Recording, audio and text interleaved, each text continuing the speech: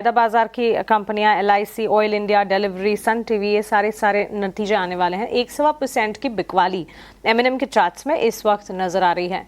ध्वनि, एक बार ऑटो और ऑटो एंसिलरी पर आपका टेक हम जरूर जानना चाहेंगे, क्योंकि क्रेडिट पॉलिसी से ठीक पहले हम देख रहे हैं auto sector, real estate sector, banks, finance, ये फोकस रेडार पर होते हैं और इस वक्त कंसर्न्स भी झेल रहे हैं। एक बार M&M के अनुमान जान लेते हैं सृष्टि से, उसके बाद आपसे M&M पर राय भी लेंगे।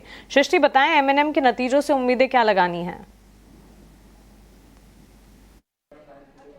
तो M&M से इस बार अच्छे नतीजे आने की उम्मीद है, क्योंकि देखिए इनके जो UV सेगमेंट है यानी कार सेगमेंट है, वहाँ पे तो एक ज़बरदस्त परफॉर्मेंस कंपनी कई समय से दिखा रही है, पर इस बार ट्रैक्टर से भी काफ़ी सपोर्ट आते हुए दिखा है। अगर हम वॉल्यूम्स की बात करें तो ट्रैक्टर वॉल्यूम में साल दर साल लगभग 20% की बढ़त देखने को मिली है।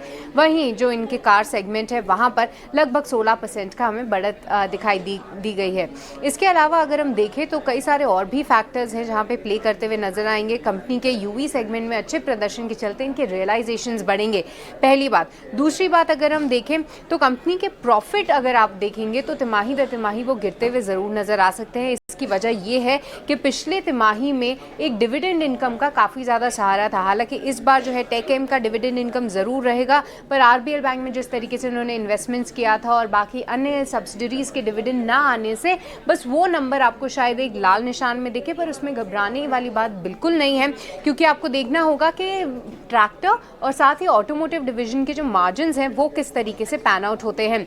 अगर उनके मार्जिन्स की बात करें तो ट्रैक्टर डिवीजन के मार्जिन थोड़े सुधरते हुए नजर आएंगे। वहीं ऑटो डिवीजन के मार्जिन्स, प्रमोशंस काफ़ी ज़्यादा थे, डिस्काउंट्स काफ़ी ज़्यादा थे, उसके चलते थोड़ी सी गिरावट ज़रूर देखने को मिल सकती है, पर 9% हम उम्मीद कर रहे हैं कि कंपनी के ऑटोमोटिव EBITDA मार्जिन्स आएंगे। तो ऑल इन ऑल एक अच्छे नतीजों की उम्मीद है। प्रॉफिट में नज़र रखिए 3189 रुपीज़ के नंबर पे। इसके अलावा ओवरऑल जो मार्जिन्स रहेंगे वो 14.5% आते हुए देख सकते हैं, और रेवेन्यू फ्रंट पे 31,132 करोड़ हम आने की उम्मीद कर रहे हैं। पर कमेंट्री में नज़र ज़रूर रहेगी कि जो इनकी नई EV ऑफरिंग्स हैं उसको लेकर क्या कुछ डिमांड प्रोस्पेक्ट्स हैं, कितनी बुकिंग जो है वो कंपनी ऑलरेडी देख चुकी है, और साथ ही साथ ट्रैक्टर पे क्या आउटलुक है इस पूरे साल का। ओके सृष्टि, शुक्रिया ये सारी की सारी जानकारी हमें बताने के लिए। तो की मॉनिटरेबल्स तो हैं ही, लेकिन हर तर्ज पर, हर लिहाज से नतीजे, चाहे फिर मुनाफे, मार्जिन या रेवेन्यू के फ्रंट पर हो, अच्छे नतीजों के अनुमान जरूर हम लगाकर चल रहे हैं। हालांकि ऑटो सेक्टर में हम देख रहे हैं इस वक्त उतार चढ़ाव, और उसी के चलते M&M के स्टॉक प्राइस में भी 1.25% की गिरावट जरूर है।